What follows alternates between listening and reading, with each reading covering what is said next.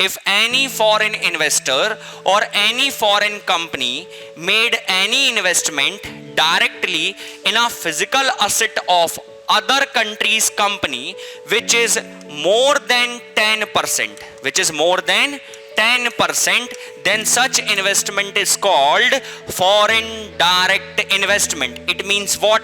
कि अगर मान लो मैं ये कहूं कि यूएसए में बैठा हुआ कोई भी एक व्यक्ति, मैं बात कर लेता हूं भाई डोनाल्ड ट्रंप की, मैंने कहा यूएसए में बैठे हुए डोनाल्ड ट्रंप इंडिया में मुकेश अंबानी जी की रिलायंस कंपनी में कुछ पैसा इन्वेस्ट करना चाहते हैं।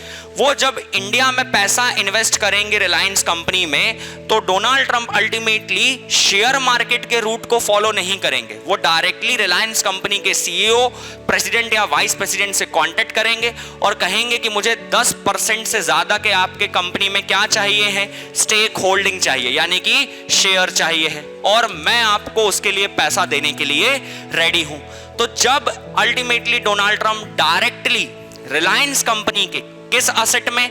फिजिकल असेट में। फिजिकल असेट मतलब बिल्डिंग हो गया, मशीनरी हो गया, प्लांट हो गया, ट्रांसपोर्टेशन व्हीकल, ऐसे कोई भी सच असेट्स जो कि इकोनॉमिक एक्टिविटीज के लिए यूज हो रहे हैं, किसके थ्रू यूज किए जा रहे हैं? रिलायंस कंपनी के थ्रू यूज किए जा रहे हैं। जब डायरेक्टली उसमें 10% का क्या करे? इन्वेस्टमेंट करे, तो ऐसे इन्वेस्टमेंट को हम क्या कहते हैं? Foreign direct investment. And foreign direct investment is considered to be the most appropriate investment for the any country in the terms of foreign investment. Why?